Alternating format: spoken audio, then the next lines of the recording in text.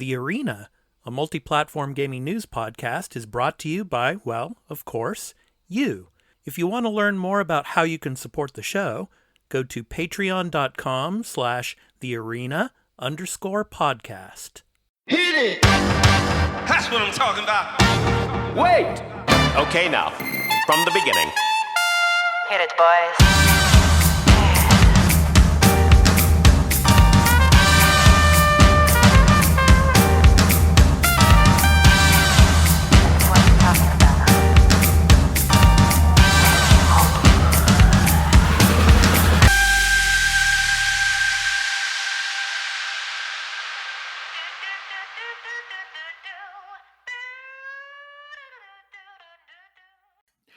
Hello, everyone, and welcome into The Arena, a multi-platform gaming news podcast. This is episode 68.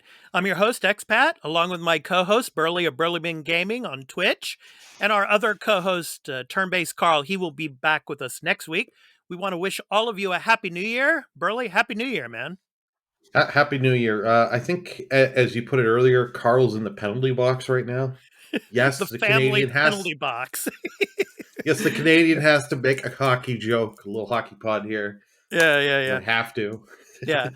Of course, Carl has family duty this week, but he'll be back with us next week. But we were just joking before we started the show that Carl's in the family penalty box, and next week he'll come out of the penalty box and we'll be at full strength here on the podcast. So, yeah. So, Burley, how was your Christmas and New Year's, man? Christmas and New Year's was good. It was nice and quiet. Like as much as I would love to, have the big family get-togethers, but because we are living in a COVID world, you can't do that for obvious reasons. Right. So, but it was just and it was just nice because I took a break from streaming and regular work. So it was just nice to just unplug. And for the first 3 days of my vacation, I didn't even think about Twitch or anything. It was just nice to just unplug my mind, just go blank. How about you? How was your Christmas and New Year's? It was great. Just spending time with family, just staying home. As you know, here in Japan, Christmas is a little bit different, but luckily this year it fell on a weekend. Usually Christmas is a regular work day for most people, but obviously I take it off every year. Because of coming from America, of course, Christmas is a special day. So I usually take a paid holiday, but luckily I didn't have to do that this year because it fell on Saturday. So just spent time with the family here. Got a nice Captain America wall clock for Christmas. So it was pretty cool. Oh, nice. Unfortunately, you can't see it. It's up higher on the wall here, but yeah, got that. And yeah, New Year's was the same. Just my son came home from college, and we spent some time together. So yeah, had a great time. A lot of relaxing days. Just catching up on some Netflix series, things like that. Watched Cobra Kai. That was really cool. And watched some movies as well. So yeah, it was a real fun, relaxing time. So have to go back to work next week. So on Tuesday, but. Yeah, it was a great time, man. So nice. Glad to hear. Yeah. Yep. So this week we have a few things to talk about. Usually the beginning of the new year, it's slow when it comes to the news cycle, but we had some pretty interesting stories this first week of the new year. We're going to be talking about Game Pass. Game Pass had some news this week. Of course, there's some new titles coming that were kind of stealth dropped on us this week. We're going to be talking about that. And of course, PlayStation made some big news. Of course, the Consumer Electronics Show was held in Las Vegas, and they had their presentation. And they presented a few new things for us. We'll be talking about that. And of course, we're going to be talking about our new game releases for the week of January 10th through the 16th. But before we get into what we were playing during the holidays and this past week, here's a brief word about where you can find the podcast. Before the crew discuss what they've been playing, this episode of The Arena, a multi-platform gaming news podcast, and the post-show, in audio and video formats, will be going to Patreon in early access for one day after recording. So if you would like to support the show and become a patron at the entry Tier 1 level at $1 per month, and get early access to every episode and post-show in audio and video formats, as well as watch or listen ad-free, please visit patreon.com/thearena_podcast for further details. Weekly on Sundays, the podcast will be uploaded to all free podcast services. Weekly on Wednesdays for the post-show, where you can find us on any podcast app for iOS or Android, Spotify, Amazon Music, and in video format on our YouTube channel, The Arena Productions. For the audio version, just download your favorite podcast app or open Spotify and search for The Arena, a multi-platform gaming news podcast. Subscribe, follow us, post a review, and leave us questions, comments, and feedback if you like, if that feature is available there, and spread the word about the podcast. We also have a Discord called The Arena Podcast, where you can join and chat with the Arena Podcast community, and the podcast website is at thearenapodcast.podbean.com, where you can follow us and leave questions and comments as well. Finally, you can also follow us on Twitter at the Arena AMPGNP, as well as on Instagram at the Arena_podcast. Now, back to the show. Okay, Burley, let me go first. During the holiday season, and tell about the day before yesterday. Actually, yesterday, I completed the campaign for Halo Infinite. Oh, nice. It was really fun to play. I don't want to give any spoilers, of course, because there's probably a lot of people out there that still haven't finished the campaign. So what I'll say is the story is much better than 5, much better than 5, Halo 5. Okay. I would say this campaign is probably, along with Halo 2, the best Halo game. Ooh. Yes. The combination of gameplay, campaign, multiplayer, all of it put together, I think it's probably one of the best Halo games, along with Halo 2, because up until this point, Halo 2 is my favorite in the whole series. We get to see this new relationship forming between Master Chief and the weapon. And of course, those of you who are playing Halo Infinite will know what I mean when I refer to the weapon. It's Master Chief comes to this point where it seems like all is lost. He blames himself for a lot of things that have happened in the past. So if you've played Halo 5, you'll know what I'm talking about. So the story is really riveting. It's really fun to play. The gameplay is really solid.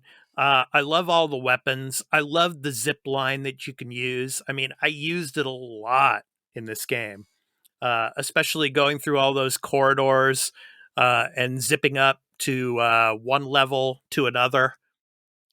It was really, really fun. I really highly recommend the game. If you have Game Pass, get it. Obviously, it's on Game Pass. And it's probably the best Halo game. So I finished that. Yes, I finished that. What about you, Burley? What have you been playing this past week and through the holiday season? See, during the holidays, I didn't get much time to play. Like I wanted to spend time on Judgment, but like anytime I ever went to game, because I was at my parents', I'd get like a 15, 20-minute session and then get pulled to go do something. And Judgment is not the game to do that. So I was going back to Horizon Zero Dawn to get a little more familiar with the controls again, because I'm going to be streaming it. And I don't have the platinum in it. And I have a problem getting platinum trophies, so. But well, lately, at least you try, Burley. I'm not a big trophy guy. I mean, it's great if I can get a platinum, but it's like I really don't focus on that. I just focus on the fun in the game. Yeah. Yeah, I have 96 platinums. I have a problem. I can admit it. There's that's good, man. That's good. Yeah.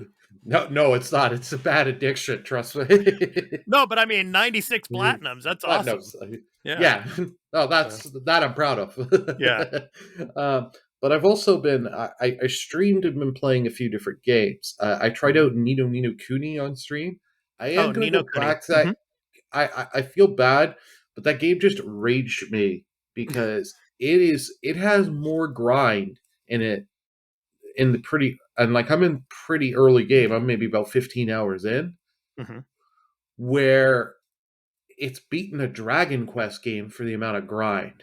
And it's Yeah. like I can get through. I've beaten the first 3 Dragon Quest games, and those have your grind. Don't get me wrong, but it's like when you beat a Dragon Quest, like you have to do as much more grinding than an old school Dragon Quest game.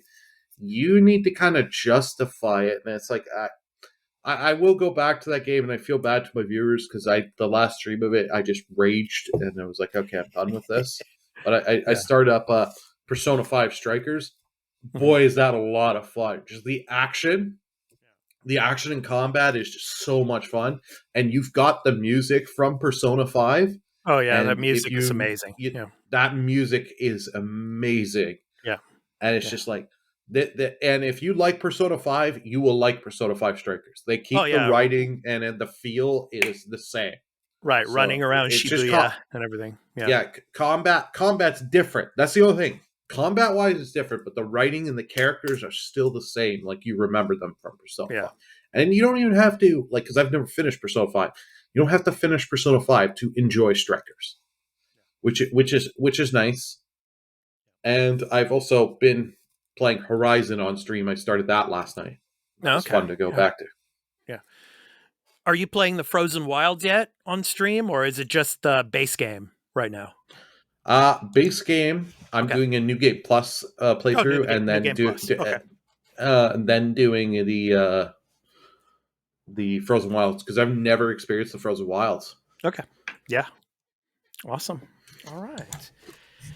Okay, let's get into the weekly news beat. So, like I said, usually in January, the first week of January, it's usually slow in the world of gaming news, but we had a few pretty interesting announcements this week. And first, we'll start with Xbox and Game Pass.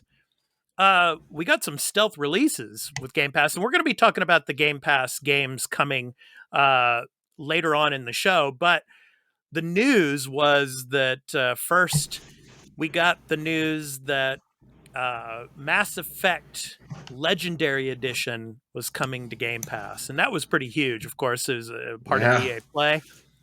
And then later on in the week, we got the news about Ubisoft Plus not coming to Game Pass. It's coming to Xbox, but Rainbow Six Extraction, which is a new game that's going to be, the new version of Rainbow Six Siege in a sense.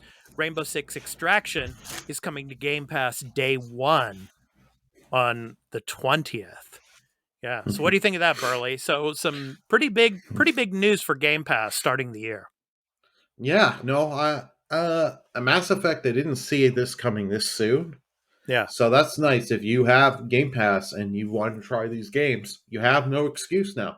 Yeah. And it is from what I've played, I've played through 1. 1 is a great game. 2, I have only started and need to go back to.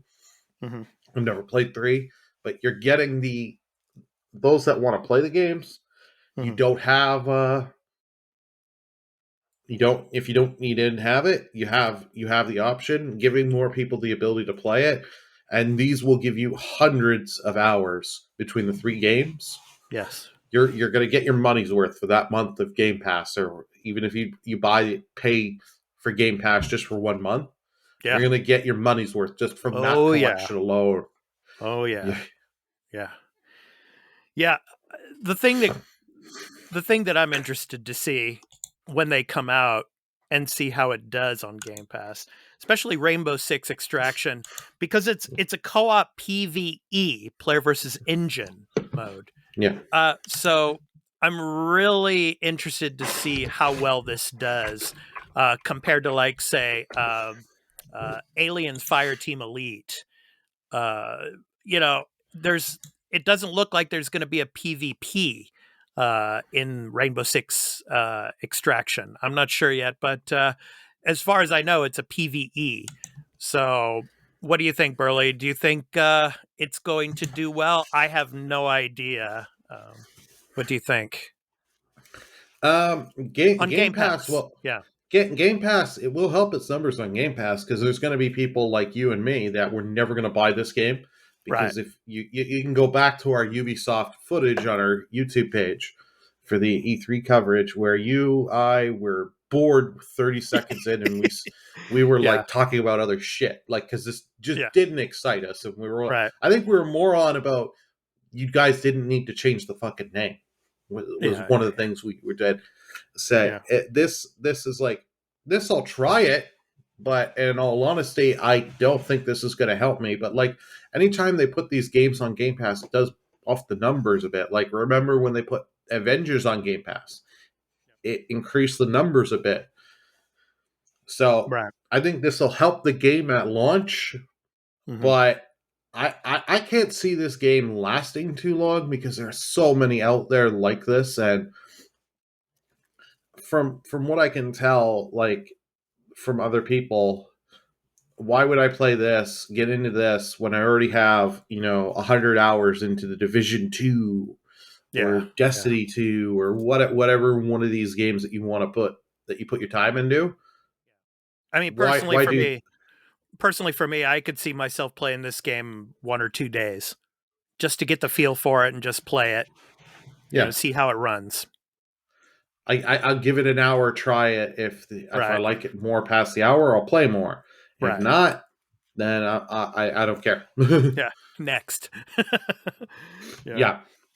So we talked about this during the week too, when the news dropped about Ubisoft Plus coming to Xbox. Now it's not coming to Game Pass, but we talked about the fact that we still don't know when it's coming, but when it does come, how successful it's going to be on Xbox, and could this be the precursor of things to come? And I want to throw this at you, Burley, because I made this prediction on our morning show, which you can, of course, watch Monday through Friday now. We just finished our first week of the morning show, 7 a.m. Eastern Standard Time on twitch.tv/thearena_podcast and on our YouTube channel, youtube.com/thearenaproductions. And what I was saying was, I think this could be the beginnings of what happened with EA Play, whereas, EA Play eventually, once it, of course it became a part of Xbox, and then it eventually became a part of Game Pass. Now I'm thinking that maybe Ubisoft Plus could eventually become a part of Game Pass, and maybe even down the road, Ubisoft could join Microsoft, like when Microsoft bought Bethesda. Maybe Microsoft is maybe in some type of negotiations that we don't know about with Ubisoft, and maybe somewhere down the road, Ubisoft's going to become another member of the Microsoft family. I don't know. What do you think, Burley? Yeah, I think this is a good little precursor to see this could be coming. Like, it's going to start out like you can't not help draw the parallels with that in EA Play.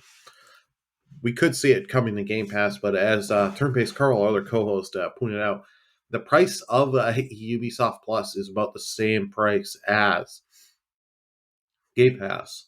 So, could we have a higher tier Game Pass soon? Who knows? Yeah. We'll have to wait and see, but I wouldn't be shocked if that came and you have another, or if you buy, if you're a Game Pass Ultimate subscriber, let's say Ubisoft Plus cost $15, I think it was, right? Yeah. You're already paying for Game Pass Ultimate. We'll give it to you for $9. Yeah. We'll cut the cost down to me. Yeah, Game Pass Ultimate squared. And as for them wanting potentially buy Ubisoft, there's always the option. Yeah. But if I was Microsoft, I'd wait a few months because with what's been going on with them, the trend is going down. You could save yourself a zero. Microsoft, if you need a little help on this, you want to give me a small consulting fee, I'll help you kind of see the trend on some of these studios, when to put the offers in. Save you a little money. Right. Yeah. Okay, let's go ahead and move on to the next story. So let's go to PlayStation. So, as I said at the beginning of the show, that the Consumer Electronics Show in Vegas was this last week, and Sony, of course, with PlayStation, had their own presentation. And during the presentation, they announced the name for PlayStation VR 2, as well as we got a glimpse at what the controllers are going to look like as well. And we were also shown the first VR title. It probably is the first VR title, a launch title for PSVR 2, which surprised you, right, Burley? Horizon, yes, Call of the Mountain. Oh yeah. I didn't see the Horizon being a VR game. I didn't think Right. that. Out of all the properties Sony would do, that would not have been my thing. I would have thought they would have went Astrobot or some of the other ones. Right. And it's like, oh, this was cool. This actually has me a little bit interested. Like, you don't get much. You get like a 10-second teaser of actually, because like it's a 2-minute trailer, but it's a minute and a half of guys The from guy talking. Gorilla. Yeah. Right. Yeah. So, But you get one of the I can't remember which clan he is of, which one of the clans, because I can't remember at the moment, walking you, and then a tall neck walks by. yeah, that tall neck's foot just goes right over your head. That was pretty cool. And yeah. Yeah.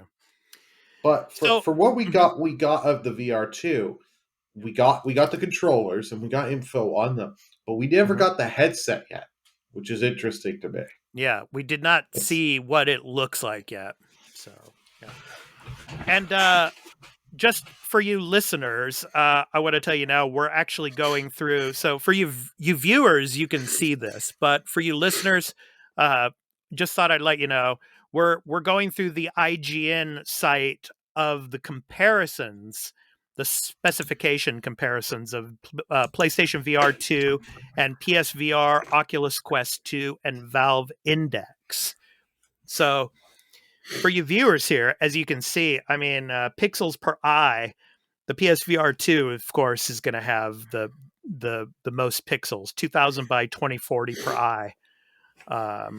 Whereas the PSVR is OLED as well as PSVR 2, but the Oculus Quest and the Valve Index are LCDs.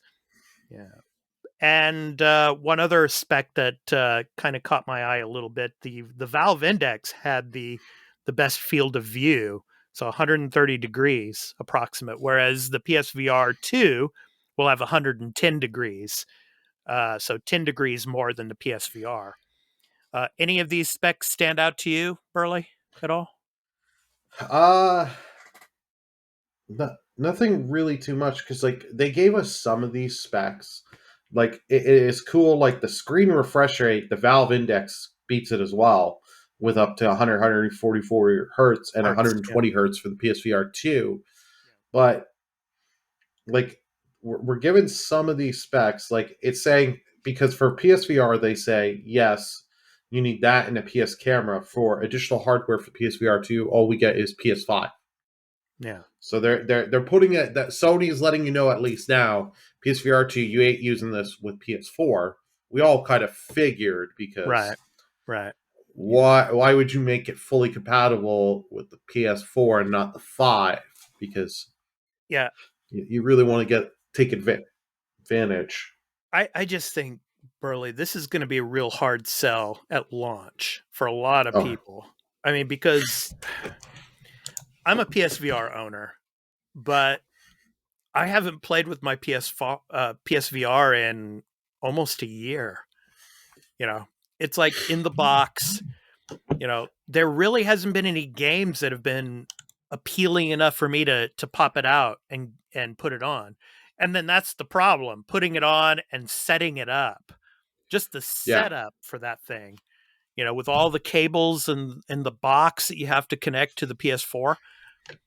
So with the PSVR 2, probably we're not going to have so many cables. It's probably going to be just one cable. We don't know if there's going to be a box with it as well yet, but and it's probably going to be almost the same price as a PS5 console.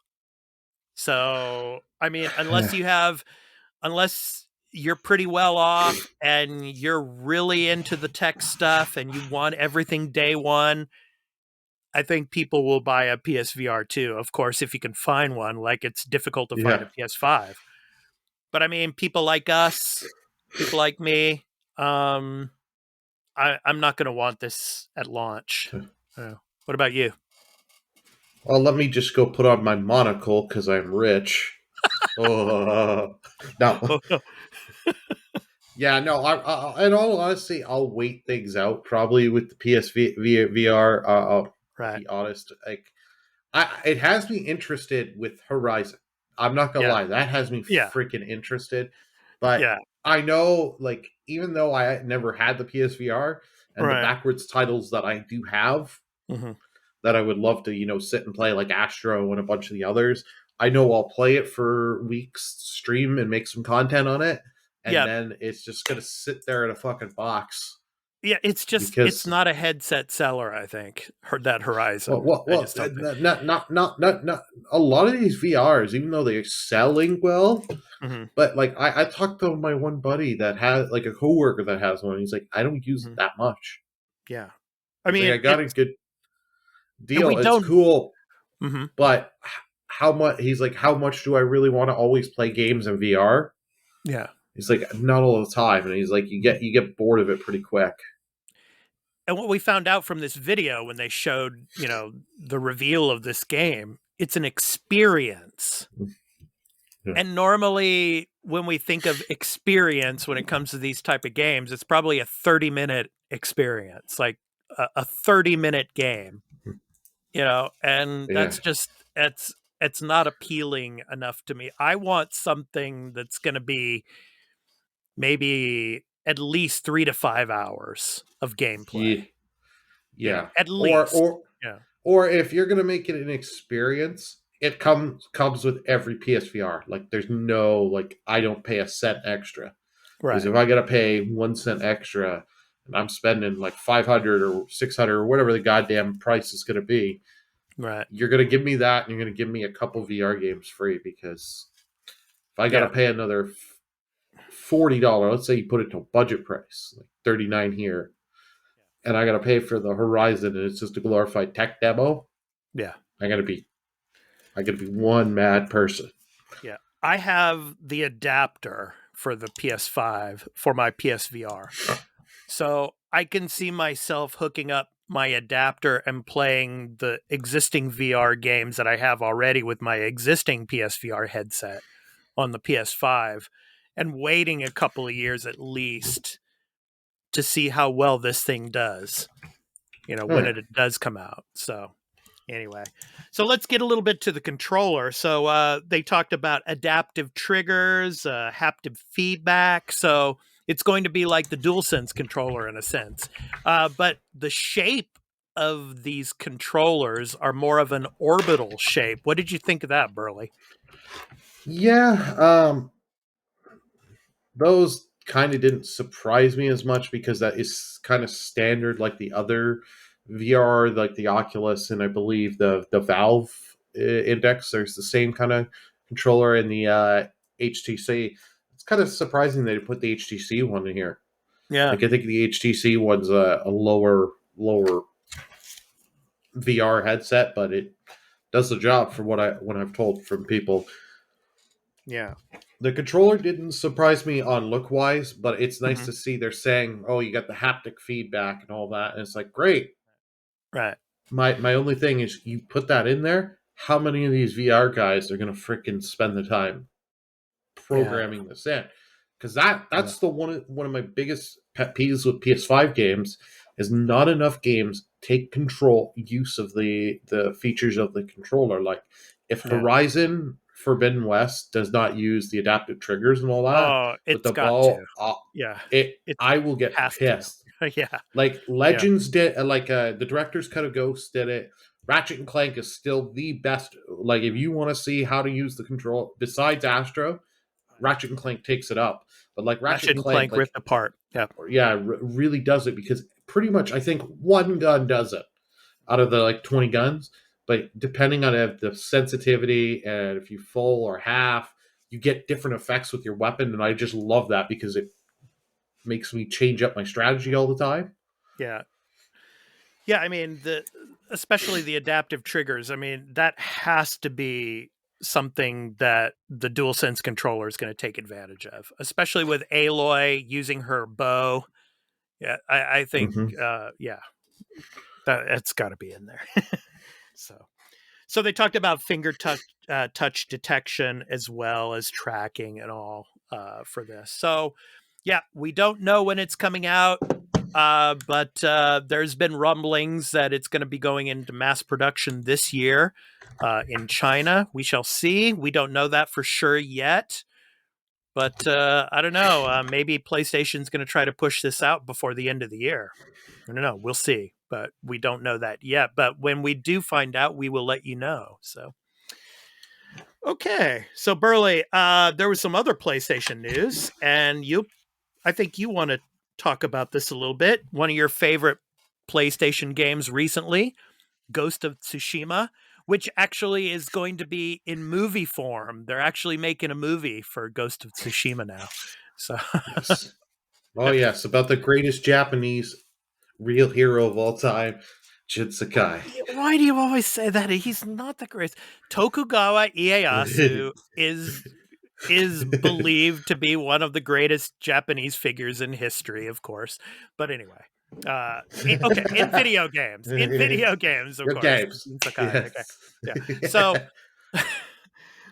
but anyway, 8 million copies, Burley. What do you think? That is impressive. I love this game. Like you're going to hear me gushing, and you've probably heard me gush about Ghost of Tsushima before, and I do apologize, but you should know better from me by this point. Yeah, it's amazing game. It should have won Game of the Year in 2020. It got robbed. Hashtag Last of Us 2 sucks. Anywho. Okay. All right. No, it's all right. That's your opinion. Shocked. Yeah, it's my opinion. Don't hate Expat for it, or the podcast. I was shocked that this game sold 8 million. Like, in like about a year and a half now. That's really good. Like, as much as I love that game, I didn't think it did. Like, it was going to hit the 8 million mark. That is awesome. Yeah. And like, because Sucker Punch, like I said, when this game was first being showed off by Sucker Punch, I didn't have the feel that these guys could pull this off. And then seeing gameplay of this game was like, okay, I'm buying this, and bought it, and I've loved it. And then when the director's cut came out, they had my money, bought it, and had a blast replaying through the game and doing the Iki Island expansion. Had a lot of fun. Like, I'm now thinking of doing a playthrough on Lethal, the hardest difficulty, just because I can. Because I've had a lot. Yeah. Trust me, I'd be taking a lot of pointers from certain people. Yeah. But it's awesome to see that these guys can pull out a new IP, kind of reinvent themselves, Sucker Punch, because they were known for Sly Cooper, then new from Infamous and Ghost. Now come out, and I think this is their highest selling, because I've tried to find selling numbers for all their other games. Infamous Second Son was, I think, about 6.5 million, which is not bad. Don't get me wrong, but this blew that out of the water, and I think this game probably could get to the 10 million mark in a few years. And if you have not played this game, definitely play it. But the other half of this that you wanted to talk about, that we talked about on the morning show, is the Days Gone former director. I know some people say he's not bitter, but he sounds bitter to me, and I can understand from where he's coming from. I understand he's mad. Days Gone did not get the push that Ghost of Tsushima did. Ghost got a huge push behind it, right? But for Days Gone, as you said, it wasn't a Japanese, like, based on Japanese culture, and Sony being a Japanese studio and company, they're going to push that more than they're going to push Days Gone. And for Days Gone, for a lot of people, and myself included, it just looked like, oh, zombie open world. It did like I didn't get the appeal. I never heard anyone raving about Days Gone, No. being like, you have to play this. Whereas Ghost, I heard from so many streamer buddies that had gotten the game before I did and said, no, you have to play this. And I saw it, and then and that game was in development by Sony Bend for a long, long time, too. It's, but what I want to get to here, Burley, is there was an update to the story about the director. Of course, he had been talking about Days Gone had made over 8 million, sold over 8 million copies. Well, there's an update to this story, and I want to read this from Wesley LeBlanc over at Game Informer. So Game Informer reported that Days Gone director Jeff Ross said Bend Studios' latest game sold more than Ghost of Tsushima, which recently hit a milestone after selling 8 million copies, which we had just talked about. However, in a recent live stream with former God of War and Twisted Metal director David Jaffe, Ross revealed that his source for the sales numbers was a now defunct website called GameStat, which tracks PlayStation trophy data, as reported by Push Square. Here's what Ross said, quote, "Where I got my data from, I had access to a lot of telemetry, and I could see stuff, and when we were at 5 million copies, when we were announced at 5 million copies, the telemetry data was at 5.8 million.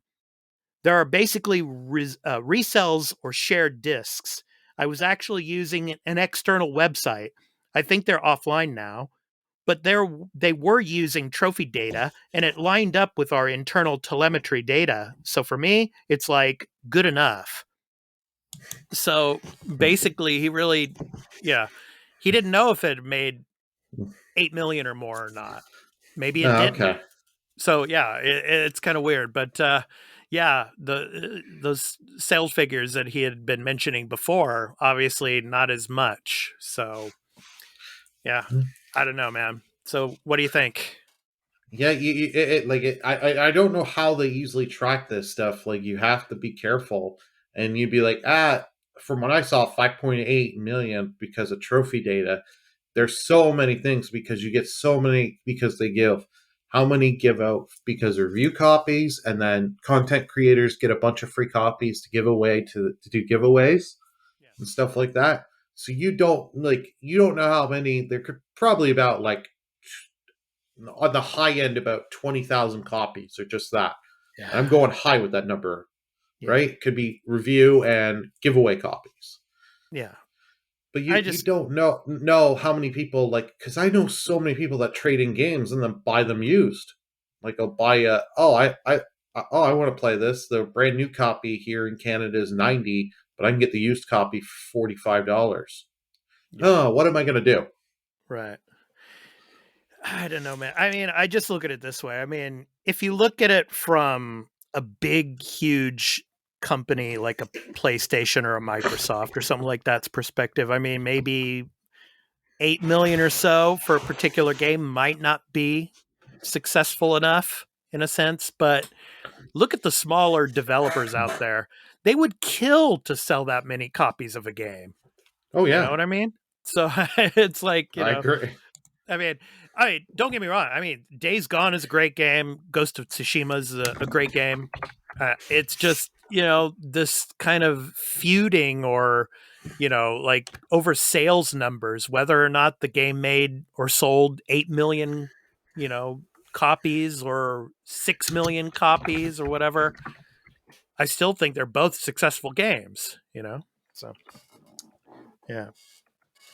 But anyway, so yeah, well, like I agree with you on the indies and being like indies would kill for those numbers, and those numbers are not something to scoff at. I think it's just more. I think it's more how the game was critically conceived, received. If we had people talking about Days Gone like they were talking about Ghosts, Sony would have lit that Days Gone sequel. They would have greenlit it and said, okay, you start production. And I did take a quick look. It was 6 years they were in development for 6 Days Gone. Yeah. And it's like, wow. Yeah. That was a Like long time at the end, yeah. I understand, but I think it had to do with word of mouth and critics. I have Yeah, not well, there played was a Days. lot of, let me just say this, Burley. There was a lot of people in the media that were talking about, is this game actually coming out or not? You know, it had been like 5 years or so at that time, and they're like, is this game going to come? Or are they going to cancel it? You know, and then finally it did. So, Yeah, I do remember that. Like, see, I didn't follow Days Gone too much because I remember there was the huge. It took a long time to make, and right. then we didn't see it for a while, and then it just came out, and then I didn't hear much after it came out.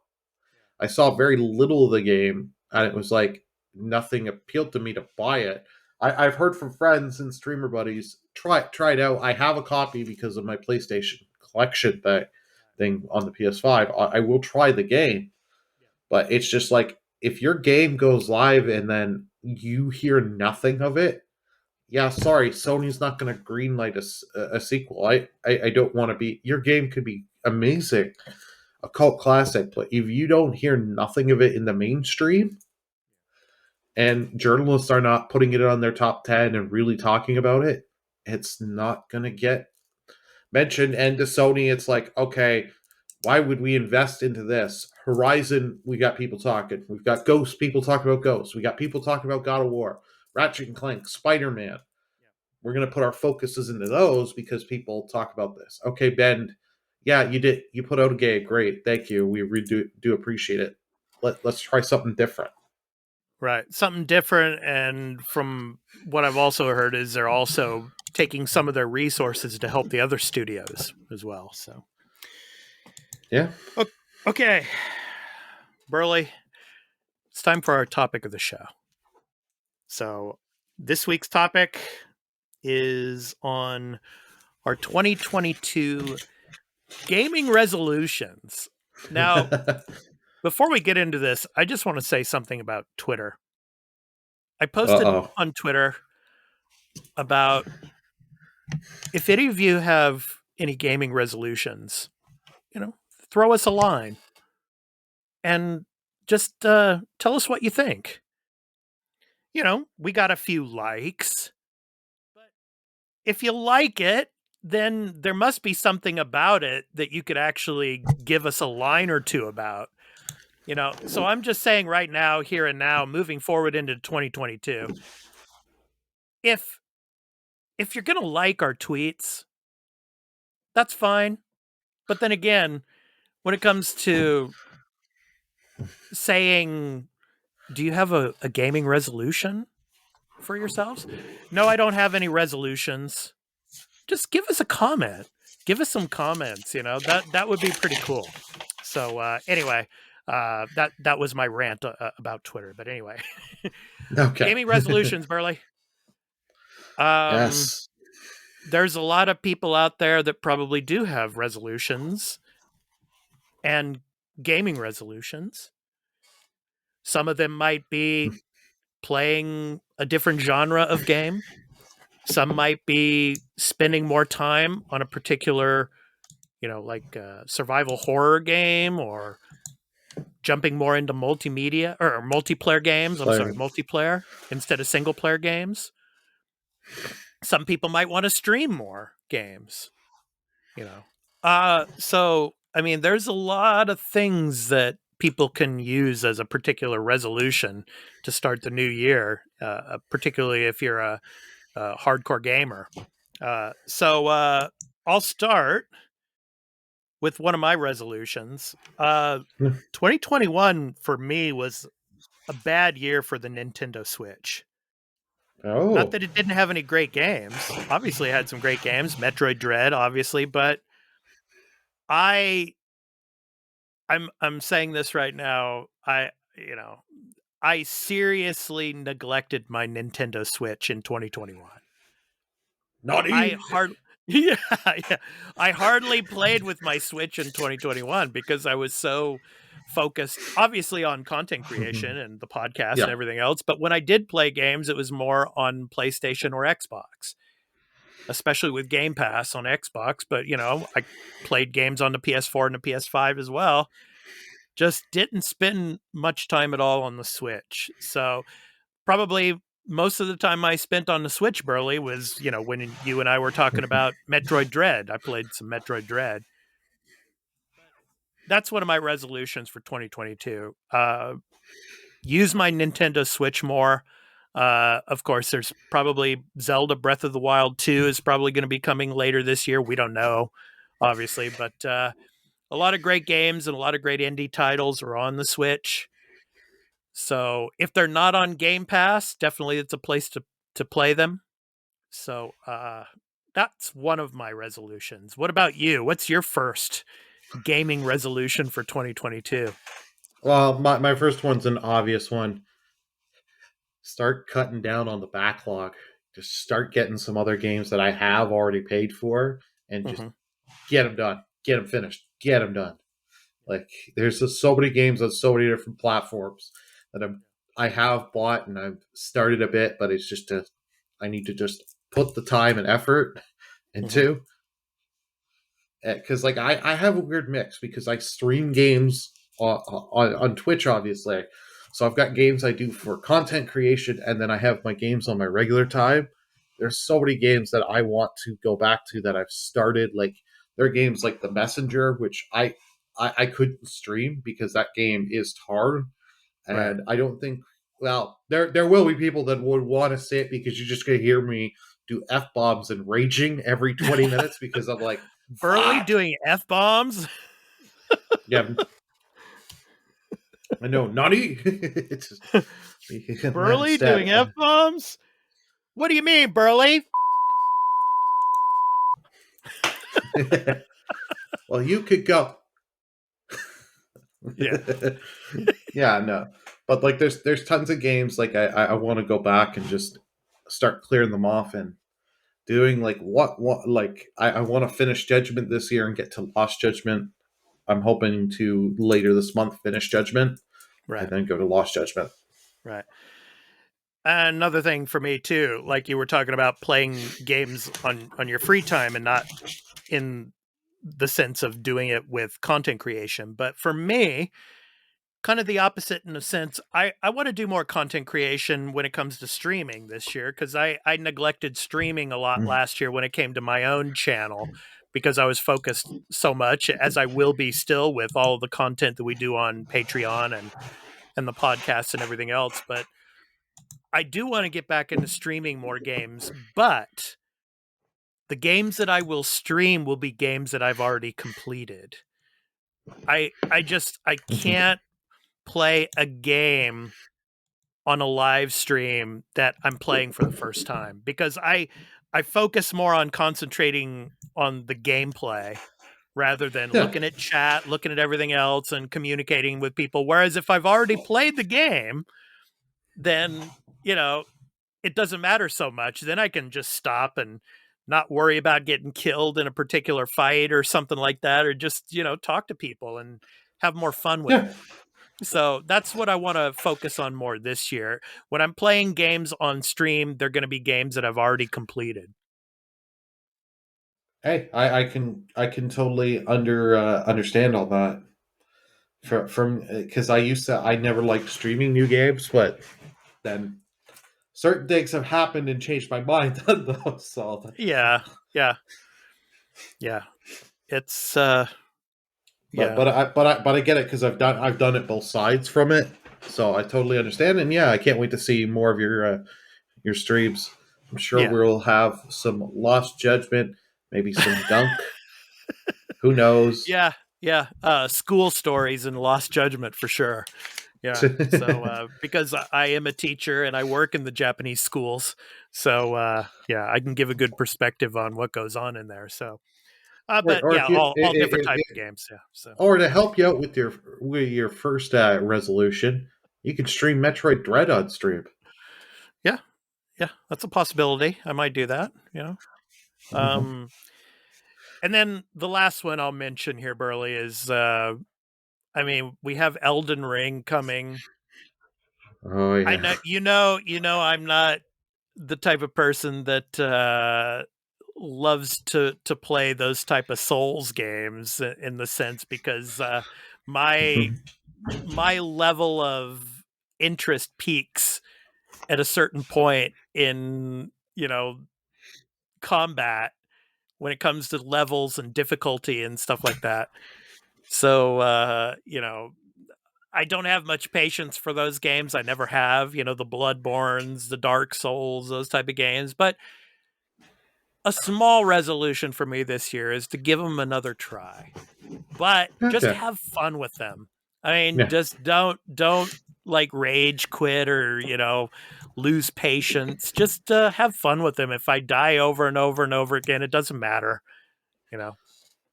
So What is this? Have fun with video games. This is a foreign concept. Is this a Japanese thing that they teach you over there? I have fun with all different video games except for Souls games. Those No, I just totally understand. Yeah. I'm going to be trying Elden Ring, Yeah. and by mean Trying. I'm going to be using multiplayer on a certain streamer that helped me get through Demon Souls that shall remain nameless. Yeah. Will be helping my ass again, because you know what? If I'm doing this game, I'm doing it the way I know I can beat it. Have help and have fun. Because you know what? Playing the game by yourself, I can understand why people can have fun. But you know what? Playing those games multiplayer is a lot of fun because you're both working together and using the mechanics of the game against it. So that's what makes it fun. Playing them single player, fuck that. I do not have the patience. I did certain sections by myself. Yeah. And what would have took me a half hour in a co-op session took me 2.5 hours by myself. Yeah, that's and no, I'm not doing that shit, kid. And up to this point, that's what I was doing, playing them by myself, and just so. Who knows, Burley? Maybe if you and I are on at the right time and we can play it together, maybe we can co-op or something and do it. It'll make it more fun for sure. So. Okay, so that was some of our 2022 gaming resolutions. And for all of you people on Twitter, I mean, I just want to let you know, we love all of you out there on Twitter, but it's just sometimes we would love it if you would give us some more feedback. That would be really helpful to us. And don't be shy. It's not like we're going to throw your name out there and, try to make everybody find out who you are or anything. So if you have something to say, tell us. And we'd love to read it on the show, and we could have a great discussion about it. So, so thank you so much. So now, Burley, it's time to move on to our releases for the week of January 10th through the 16th. And we go from our website, releases.com. So you can find that on the web, releases.com. So we're going to give, of course, as we do every week, our pick of the week for these games. So, of course, you can see them from releases.com. So, Burley, my pick for this week is the Anacrusis. And the Anacrusis, obviously, is going to be coming to Game Pass day one, which we'll be talking about a little bit. So is it your pick of the week because the logo reminds me of the old Atari logo? No, but that is interesting. Yeah, it does kind of look like the old Atari Can you logo, not see the Atari logo if you take away the text? Like, I'm not doing it just to be funny, but it's like it's seriously giving me the Atari logo vibes. Yeah, it does. Yeah. So anyway, let me read the description here. So the Anacrusis is a 4-player cooperative first-person shooter. And it's very first-person, set aboard a massive starship stranded at the edge of explored space. Team up with your friends in an infinitely replayable fight against alien hordes. There you go, Burley, more alien hordes. To unlock perks, weapons, and new ways to play that you can share with your team. So from the development studio Stray Bombay. So it comes out on the 13th for Xbox Series X, Series S, Xbox One, and PC in the US and the UK. And it will be coming to Game Pass day one. So nice. Yeah, the Anacrusis. Yeah. Burley, what's your pick of the week for our first episode of the year? So for my first pick of the week, this one took me a little bit to pick. I didn't want to just say God of War PC because, be honest, God of War sold very well. It was, I think, the highest PS4 one. So I went with like a little smaller one that interests me that I actually will most likely pick up and play and maybe stream in the future. It's a game called Astroneer. The sudden the development Astroneer. of technology for rapid space travel enables fast and inexpensive journeys to the stars. Exodynamics, the dominant conglomerate in the new field, has opened up flights to daring citizens of Earth. Like the Yukon Gold Rush of old, waves of adventurers sign up themselves into a new frontier, risking everything to seek fortune in the far reaches of the galaxy.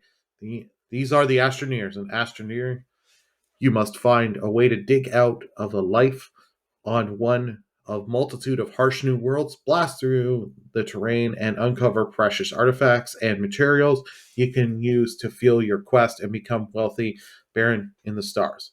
Along the way, discover oddities, raise the questions, and uncover mysteries. Perhaps all is not as seems. It's an indie game done by System Era Softworks. Sorry.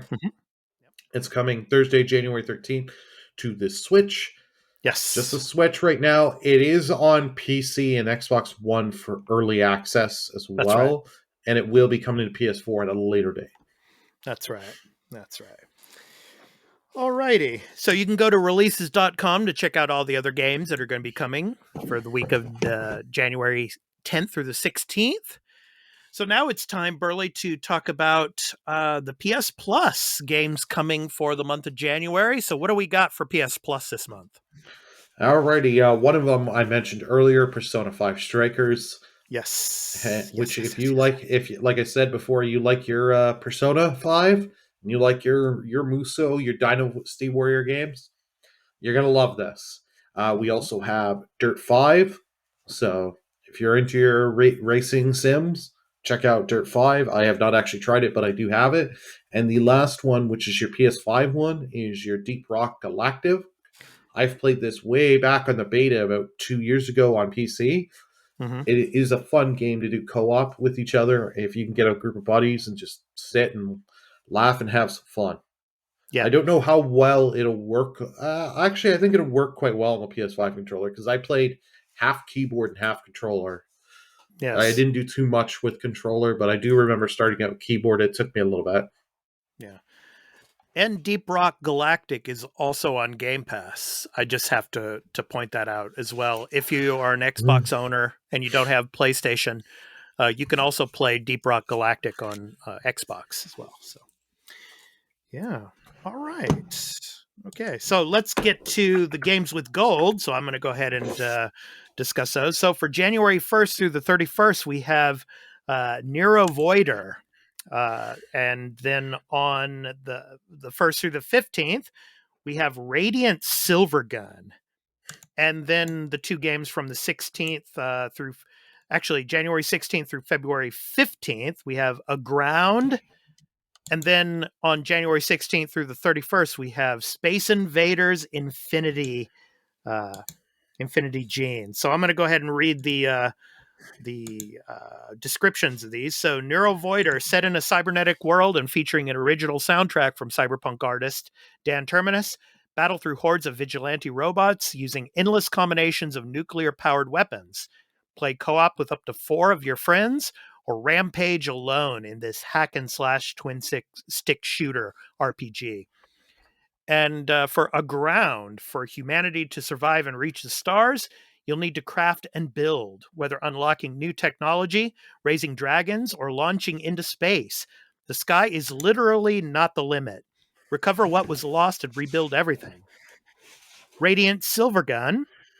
Restored by Treasure, the legendary vertical shooter returns with the same shoot-'em-up gameplay, which made the original arcade version so famous. Yeah, Burley, I loved this when I was playing it in the arcade over here in Japan. So new additions, such as Ikaruga style shooting mode, help elevate the fun in this fantastic shooter. And then finally, Space Invaders Infinity Gene, the game that defined video games for generations, is back with a new twist. Yes, of course, as you know, I'm from the Atari 2600 generation, and I loved my Space Invaders. That was the first game I played on the 2600. So play a total of 143 stages, which evolve in both look and feel the more you play. Unlock new stages, new power-ups, and new features, all to imaginatively stunning visuals. So those are the games with gold for January of this year. So now, Burley, what's coming to Game Pass? So we're going to talk about the Game Pass titles from the beginning of the year on to up to the 16th. So what do we have coming? And then after that, what's leaving Game Pass? Yep. So we've had a few games that have cut. So we got Godra. I am bad with names. That came January 4th. It's called Goragoa. Goragoa. Okay. Yeah, and Goragoa. Elijah on January Elijah. 4th. Mhm. The Pedestrian January 4th. And on Mhm. January 6th, Ember. Mhm. And one we talked about earlier, Mass Effect Legendary Edition. And Mhm. Outer Wilds, which was on there before, but has now come back to Game Pass. So now I get a chance to try it out. And January 13th, we have Spelunky, a Yeah. little platformer puzzle game. Spelunky 2, right? Yeah. No, this is just Spelunky. Oh, really? Spelunky 2 came out last year, but I see. they're putting the first game on Game Pass. Maybe enough we'll get Spelunky 2 on there eventually. Okay. Then we've got, for January 13th, the Anacrusis coming to both console and PC. Burley, that's interesting because it says here on the site that I'm on that it's Spelunky 2 coming to console and PC on the 13th. Okay, so Xbox. maybe Yeah. the one I've got may not be as good. They may have just made a small typo, my mistake. And then That's okay. leaving Yeah. on January 15th Game Pass, we got Desperados 3, which was cloud, console, and PC. Ghost of a Tale, which was PC. Kingdom Hearts 3, console. Mountain and Blade, Warband, cloud, console, and PC. Mhm. Pandemic, it's leaving January 15th, only on console and PC. Sadly, not the real world as well. Sorry. And Yeek, post-modern RPG, leaving PC. Okay. All right. Okay. Did you ever play Kingdom Hearts 3, Burley? Yes, I got that game day one. Day one? Okay. I used to be a Kingdom Hearts fan, and then you play 3 and you see how they were trying to build this story up for a grand thing, and how they did not do. So Kingdom Hearts 3 broke your heart. Yes. Well, the stupid shit with so many side games and that they decided to do and never just be clear on the story, and Right. that they made so many games that revealed nothing, and then be like, to give you 1 second of dialogue that's relevant to the next game. It was like the series. After Kingdom Hearts 3, I'm done. Like I will play back the older games. 3, I haven't gone back to. I've heard the DLC fixes the story, fixes it, but I have to buy DLC story to fix the base game.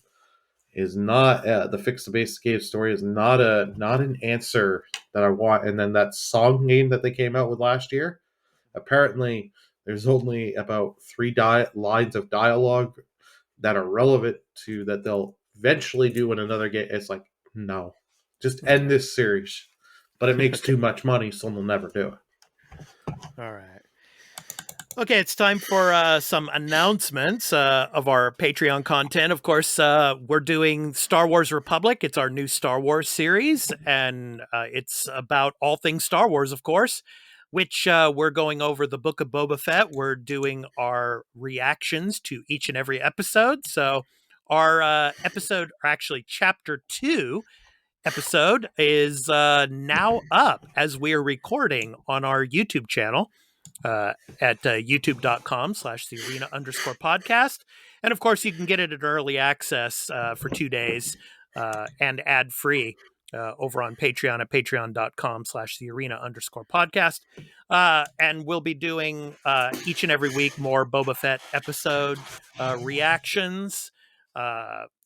So that is our Patreon stuff that's been going on. So lots of content, and if you're interested in becoming a patron and supporting our content and what we do over there, please check out our site. And a lot of stuff, Burley. Oh yeah. And speaking of Patreon too, I want to take this moment to give a big shout out to our newest patron, Tuil. He's, of course, Hi, a community Tuil. member. Yeah, community member over on Discord as well. And he's now our newest patron over on patreon.com/thearena_podcast, where, of course, you get this podcast for 1 day in early access in audio and video formats. The audio version will go up to free podcast services after the first day, and the video format will go up to our YouTube channel at youtube.com/the Arena Productions. So thank you so much, Tuil, and welcome to the Patreon family. Yes, thank you so much. So, what games will you be playing or streaming this coming week, Burley?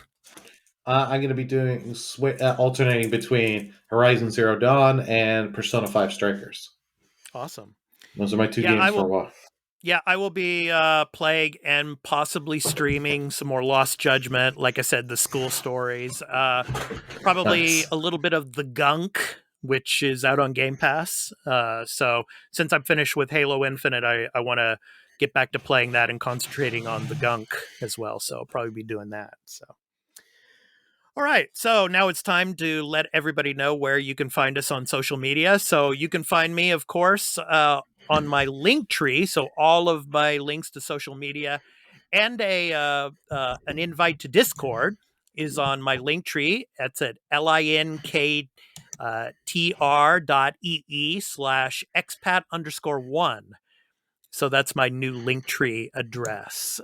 So, and of course, our YouTube channel where you can find all of my content over on youtube.com/the Arena Productions. So, but the link tree is where you can find all of my links to social media. So, Burley, where can people find you on social media? You can find me on Twitter at Burlyman Gaming. You can also find me on Twitch as I'm a Twitch affiliate, twitch.tv/Burlyman Gaming. And I also have I'm going for Streamloot's partner. So if you want to check out Awesome. Streamloots and have another way to integrate with Stream, check out streamloots.com/Burlyman Gaming. And also, I do have a little sponsorship. If you're looking for PCs, please go check out Artisan Builds and use code Burley to save yourself some money. Cool. Awesome. So, yeah. Burley, yeah. And also one other announcement, too, I want to make is, of course, our morning show. We finished our first week of that. So there are 5 episodes that you can check out in video on demand over on our Twitch channel at twitch.tv/thearena_podcast and on our YouTube channel at youtube.com/thearena productions. So check that out. And you can watch us live on Twitch and YouTube every weekday, Monday through Friday at 7 a.m. Eastern Standard Time. So yeah, we had fun this last week, didn't we, Burley? That was pretty fun. First week. Yeah. Oh yeah, it was a fun first week, and my drone piloting skills are getting quite good. Yeah. For anyone that doesn't know what I'm meaning, watch the morning show and you will understand. That's all I'll say. Yeah. First he was learning playing Judgment, and now he's learning on the morning show as well. So all right. So once again, I want to wish all of you listeners and viewers a happy new year, and we look forward. And of course, as well as Turn-Based Carl. Carl will be back with us next week for his first episode of the year. So we wish you happy new year, and we hope everything goes well for you in 2022. So 2021 was kind of still a downer year because of COVID and all, but hopefully things will be looking up in 2022, and we're looking forward to bringing you all the gaming news every week here on the Arena. So a lot of stuff to cover this year. It's going to be really fun. So yes, we're looking forward to bringing it to you all. So to end the show, our indie recording artist spotlight. So for our first spotlight of 2022, this week's spotlight is on Katrina Stone. Katrina Stone has been lauded on an international scale through scoring brand endorsements, performing on national stages like the Warped Tour, and even earning critical praise for her songwriting that can be heard in advertisements around the world. From the title song of her album called Best of Luck. So we want to wish, of course, all of you the best of luck for 2022. This has been The Arena, a multi-platform gaming news podcast, episode 68. I've been your host, Expat. along with my co-host, Burley of Burleyman Gaming. We hope to catch you in the next one. At our post-show, everyone will be back from next week. Okay? So take care, everyone. Peace out. Bye, everyone.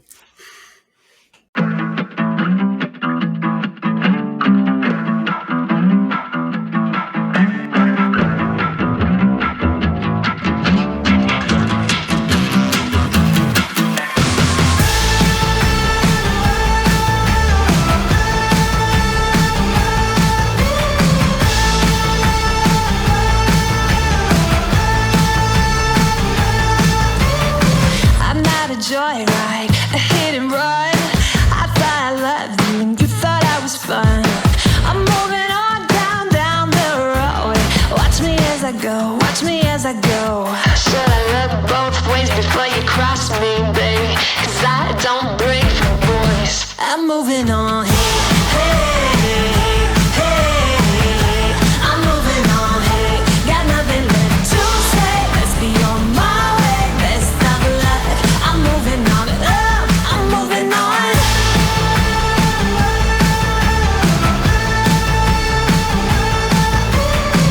I got a new love. He runs for miles. 67 fastback. Oh, it's just my style. We're headed down the road. Just enjoy the show. Watch me as I go. Should've looked both ways before you cross me, baby. 'Cause I don't break for boys. I'm moving on. I'm moving on. Got nothing left to say. Let's be on my way. Best of luck. I'm moving on. I'm moving on. I'm moving on.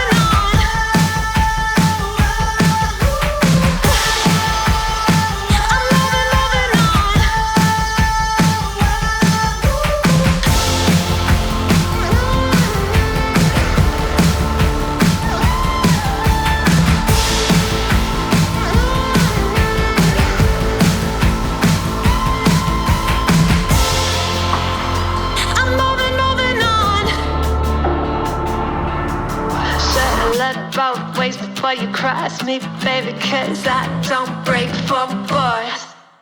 Hey, hey.